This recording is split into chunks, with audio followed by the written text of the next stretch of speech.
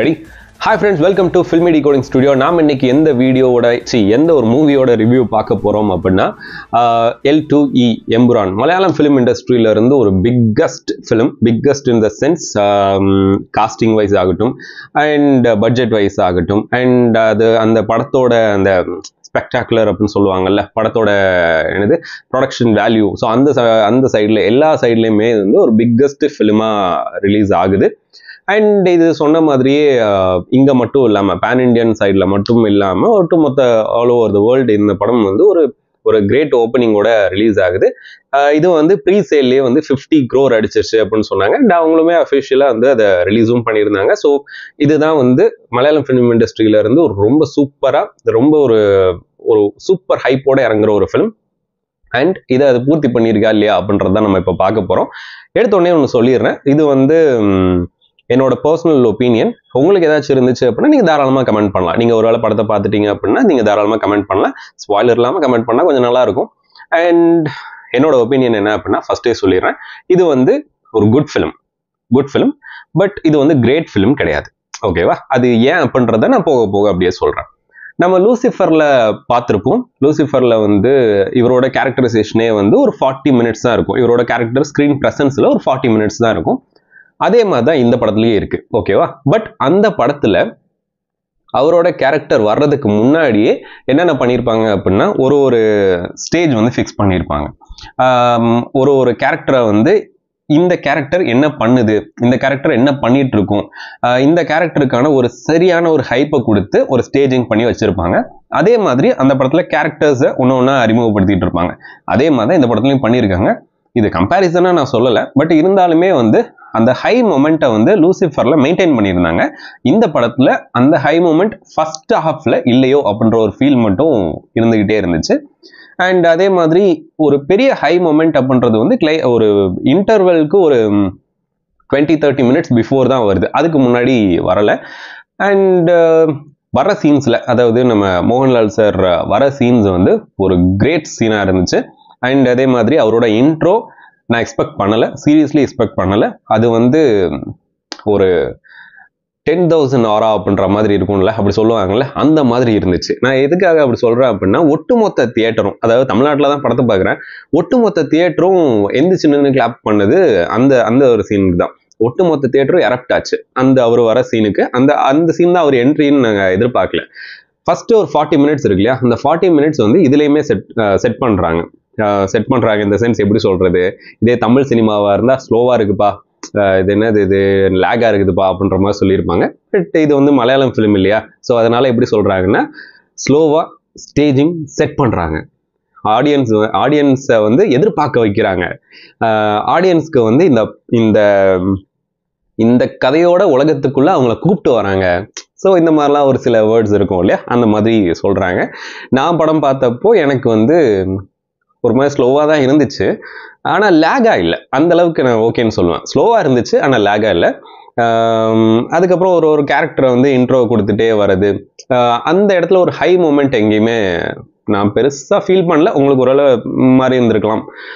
அதுக்கப்புறம் வந்து லால் சாரோட என்ட்ரி, அதுக்கப்புறம் ஒரு பேங்கரான ஒரு இன்டர்வல், அதுக்கப்புறம் செகண்ட் ஹாஃப், அதில் ஒரு கேட் அண்ட் மவுஸ் கேம்ஸ், அந்த மாதிரி ஒரு குட்டி வேலைகள், அதில் ஒரு சூப்பரான ஆக்ஷன் சீன்ஸ், ஒன்றும் இல்லை நிறைய ஆக்ஷன் சீன்ஸ், அதுக்கப்புறம் கிளைமேக்ஸ், அதுக்கப்புறம் படத்தோட 3 எல்லாத்துக்கும் தெரியும்னு நினைக்கிறேன், L3 அடுத்த பார்ட் வரப்போகுது. அந்த பார்ட்டுக்கான ஒரு லீடு விட்டுருப்பாங்க. ஸோ அந்த லீடுமே வந்து நல்லா இருந்துச்சு. இதில் என்ன பிரச்சனை அப்படின்னா, நேட்டிவிட்டி மிஸ் ஆயிடுச்சு. நேட்டிவிட்டினா மலையாளம், அதை லூசிஃபர் நம்ம பார்த்தது வந்து மலையாளம், அது நேட்டிவிட்டி இதில் பார்க்க முடியாது அப்படின்னு அதுலேயே சொல்லிட்டாங்க. பிகாஸ் லூசிஃபரோட கிளைமேக்ஸில் அதோட லீடுக்கு விட்டுருந்தப்போ அவங்க வந்து ஃபாரின்ல இருந்து வர மாதிரி தான், ஃபாரின்ல என்ன பண்ணிட்டு இருந்தாங்கன்னு காணிக்கிற மாதிரி தான் காணிச்சிருப்பாங்க.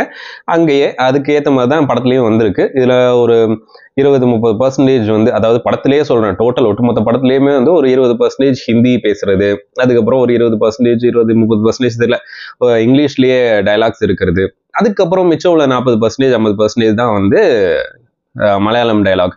ஸோ இந்த மாதிரி தான் படம் இருக்கு. இது வந்து ஆடியன்ஸ் கூட ஒரு சூப்பர் கனெக்ட் ஆகுமான்னு கேட்டால் லூசிஃபர் அளவுக்கு ஆகாதுன்னு தான் நான் சொல்லுவேன். ஏன்னா எனக்கு ஆகலை. நான் என் கூட சேர்ந்து பார்த்த சிலவங்களுக்குமே வந்து அந்த அளவுக்கு ஆகலை. லூசிஃபரில் எந்தெந்த மொமெண்ட்டுக்கு கிளாப் பண்ணமோ, விசில் அடித்தமோ, எந்திரிச்சு கத்துனமோ, இதில் அந்த இது வந்து கம்மியாகிற மாதிரி ஒரு ஃபீல் இருந்துச்சு. அவரோட என்ட்ரி, பிருத்விராஜ் சாரோட என்ட்ரி, அதுக்கப்புறம் இன்டர்வல் பிளாக், அதுக்கப்புறம் ஒரு ஃபைட் சீன்ஸ், அதுக்கப்புறம் ஒரு ஸ்லோ மோஷன் ஷாட்டில் சூப்பராக இருக்கும், அது ஒரு வேற லெவல் சீனு, அதுக்கப்புறம் கிளைமேக்ஸ், அதுக்கப்புறம் அந்த இது. ஸோ இந்த பாயிண்ட்ஸ் தவிர வேற எங்கேயுமே வந்து ஒரு ஹை மொமெண்ட் இருந்த மாதிரியே ஒரு ஃபீல் இல்லை. அப்புறம் காஸ்டிங் அப்படின்னு சொல்லி நிறைய பேர் எல்லாருக்குமே சரிசமமாக ஒரு ரோல்ஸ் கொடுத்துருக்காங்க, எல்லாமே சூப்பராக பண்ணியிருக்காங்க. பட் அந்த ஹை மொமெண்ட் இல்லாததுனால அந்த ரோல்ஸுமே வந்து அப்படியே சட்டிலாக இருக்கிற மாதிரியே ஒரு ஃபீல் இருந்துகிட்டே இருந்துச்சு. இப்போ டொவினோ தாமஸ் சார் நம்ம லூசிஃபரில் பார்த்து அவருக்கு மலையாளம் பேச தெரியாது அப்படின்னு நினச்சிட்டு இருக்கும்போது மலையாளத்தில் அவர் பேச அந்த ஸ்டார்ட் பண்ண சீன் அவருக்கு அந்த எரப்ஷனை ஏற்படுத்தி கொடுக்கும்.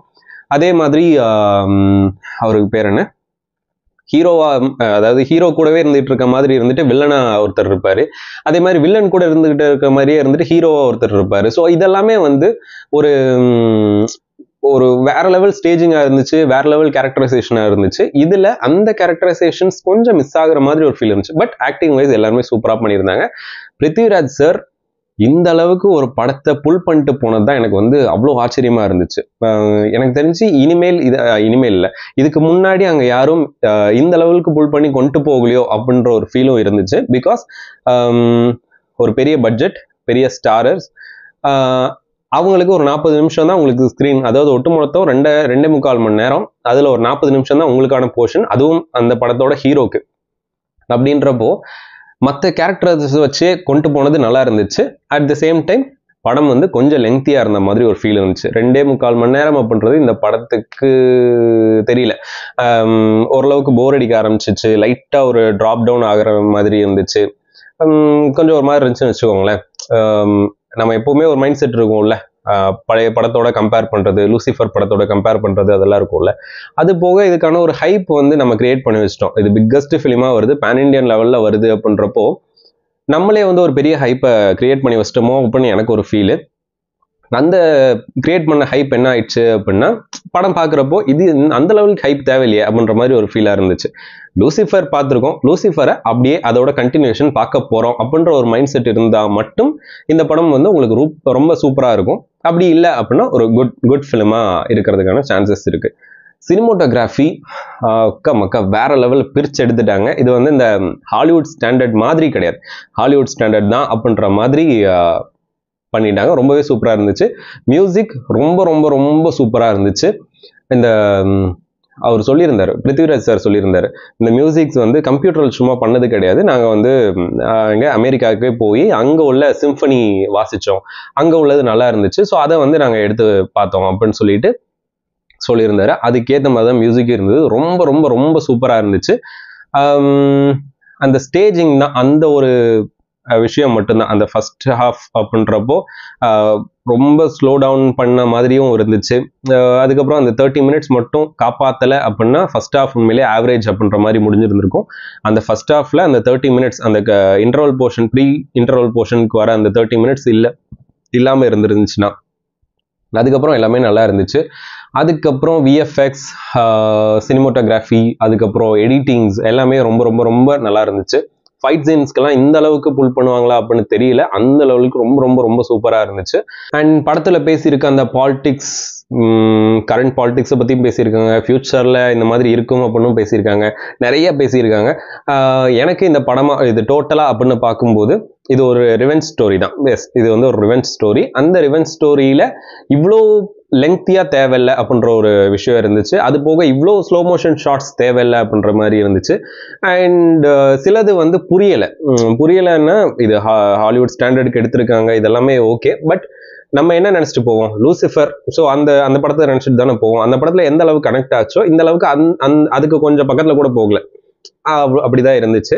பட் இது வந்து ஒரு குட் ஃபிலிமா, பேட் ஃபிலிமா, ஆவரேஜ் ஃபிலிமா, இல்லை வந்து ஒரு கிரேட் ஃபிலிமா அப்படின்னு கேட்டிங்கன்னா எனக்கு வந்து ஒரு குட் ஃபிலிம் அப்படின்ற மாதிரி இருந்துச்சு. கிரேட் ஃபிலிம் லெவலுக்கு போகல. ஹாலிவுட் ஆக்ஷன்ஸ் எல்லாமே வந்து பர்ஃபெக்ட், எல்லாமே சூப்பராக இருந்துச்சு. ஆனால் இதில் வந்து அந்த லூசிஃபர் அளவுக்கு அந்த டச் அப்படின்றது வந்து இல்லை, அந்த ஹை மூமெண்ட்ஸ் அப்படின்றது இல்லை. இது என்னோட பர்சனல் ஒப்பீனியன். உங்களுக்கு ஏதாச்சும் இருந்துச்சுன்னா தாராளமாக நீங்கள் கமெண்ட் பண்ணலாம்.